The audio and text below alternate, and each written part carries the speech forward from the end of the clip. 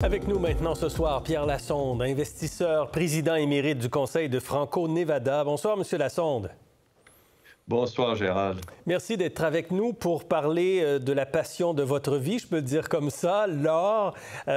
Surtout en ce moment, c'est assez passionnant quand on voit l'évolution du prix de l'or, 15 % depuis un mois, plus de 50 % en un an, un nouveau sommet encore à plus de 4 300 $ américains.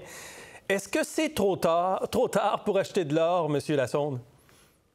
Non, c'est pas trop tard. En fait, ce qu'on vit, c'est un peu l'équivalent des années 76 à 1980, où l'or est passé de 90 $ à 800 $ dans une période de 3 ans et demi.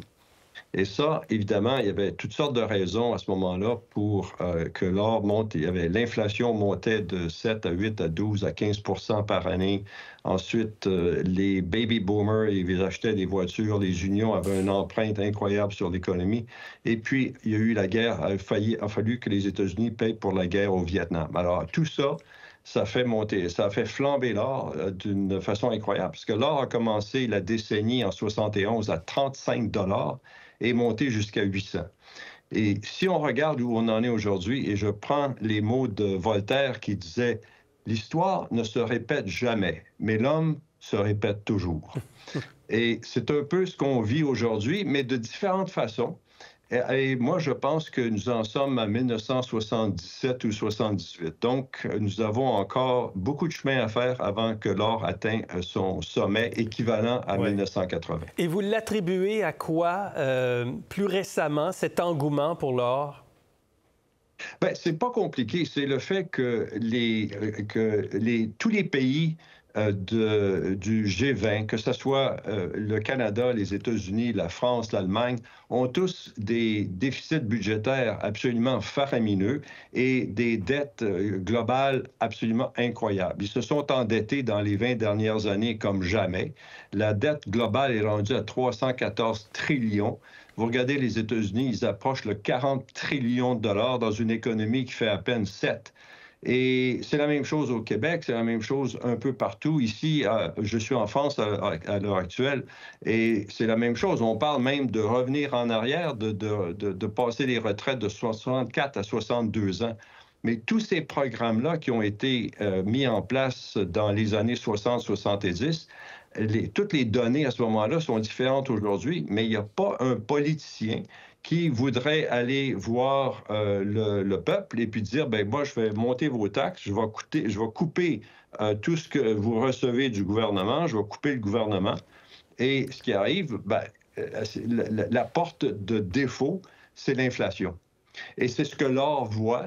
Et c'est pour ça que l'or continue à flamber. Et vous allez voir, les chiffres inflationnaires vont commencer à sortir aux États-Unis. Ils vont augmenter. Et avec ça, on a aussi la dédollarisation du dollar américain. La Chine en particulier veut se défaire du dollar américain. Vous regardez les grandes banques centrales, il y a 10 ans, 90 % des réserves étaient en dollars américains. Aujourd'hui, ça a chuté à 52 % et l'or a pris énormément de valeur pour les banques centrales. Et c'est tout ça qui fait que l'or est enflambé. Est-ce que le recul du dollar américain, vous l'attribuez donc surtout aux politiques commerciales incertaines de Donald Trump, les menaces aussi à l'indépendance de la Réserve fédérale américaine? Tout à fait. En fait, c'est tout ça ensemble. Oui. Et là, les banques centrales achètent de l'or présentement. Les banques centrales regarnissent leur coffre-fort, mais pas nécessairement la Banque du Canada? Non, la Banque du Canada a tout vendu. Le Canada avait plus de 1000 tonnes d'or dans les années 80 et ils ont tout vendu à 350 $ l'once. Vous imaginez? À 1/10 du prix actuel. Sans savoir que ça allait grimper comme ça, mais c'est une erreur, vous croyez? C'est une erreur fondamentale. Et en fait, ceux qui étaient à la tête de la Banque du Canada à ce moment-là se pensaient évidemment des MBA de Harvard. Et puis, moi, on sait comment gérer les affaires de la Banque centrale. On va acheter des dollars américains. Et le fait est, c'est que 40 ans plus tard, ils auraient été bien mieux de garder le 1000 tonnes de réserve que la Banque du Canada avait à ce moment-là. Alors, pourquoi les banques centrales investissent massivement aujourd'hui, pas la Banque du Canada? Ben, en fait, la seule devise qui n'est pas la dette d'un autre pays, c'est l'or. L'or, c'est une devise globale qui est sa propre devise. Ce n'est pas la dette d'un autre pays. Et c'est pour ça que les banques centrales achètent aujourd'hui un tiers de toute la production mondiale. Alors, évidemment, ça aussi, ça a un impact incroyable. Et vous pensez que l'or va continuer de grimper, là? C'est quoi vos estimations?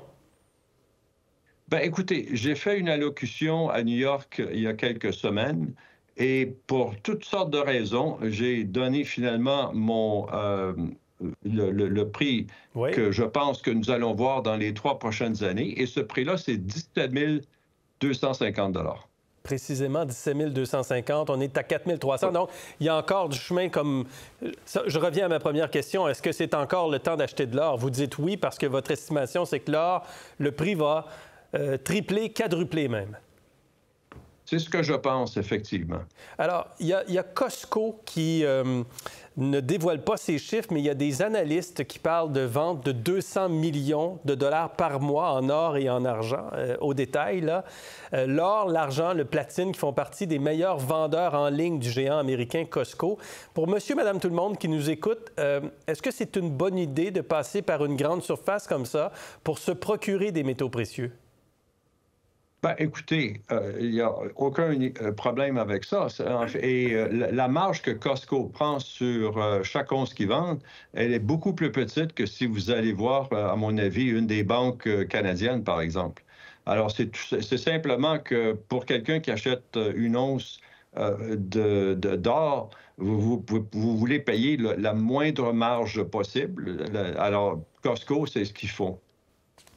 Dans un autre ordre d'idée, M. Lassonde, puisque vous êtes avec nous ce soir, les gouvernements du Canada s'engagent tous à favoriser les grands projets miniers au pays, le Cercle de Feu, le nord du Québec notamment, et on a des projets de corridors pour exporter des minéraux par le port de Saguenay, par exemple, et éventuellement le port de Churchill. Vous qui avez encore un pied dans l'industrie, ça vous réjouit de voir ça et d'entendre ça? Effectivement, ça me réjouit, mais je dois dire, Gérald, c'est 20 ans trop tard. Oui. OK? En ce sens que quand c'est bien d'avoir le support gouvernemental, je le loue et je l'apprécie énormément. Mais vous vous rendez compte du montant de temps que ça prend pour d'abord trouver ces mines-là, ensuite à faire tous les permis nécessaires, puis ensuite les bâtir. On parle de minimum de 7 à 10 ans avant que nous ayons vraiment des approvisionnements de métaux, par exemple, de métaux rares et aussi de métaux pas juste précieux, mais critiques, comme on parle. Ouais. Alors, ça prend du temps. Et entre-temps, toutes nos grandes compagnies minières, ils ont tous été vendus à l'étranger. On les a plus. Il faut rebâtir toute notre infrastructure minière à partir pratiquement de zéro. Alors ça prend du temps. À mon avis, c'était une erreur monumentale des gouvernements autour de l'année 2000 quand ils ont laissé partir Inco, Noranda, Falconbridge, Alcan. Mais toutes ces compagnies-là étaient le cœur de l'industrie minière. Ça n'existe plus. Bien, on s'arrête là-dessus. Merci beaucoup, Pierre Lassonde, d'avoir été avec nous ce soir. À la prochaine. Toujours un plaisir, Gérald. Merci beaucoup. Pour voir nos émissions en entier, rendez-vous sur la chaîne Ici RDI.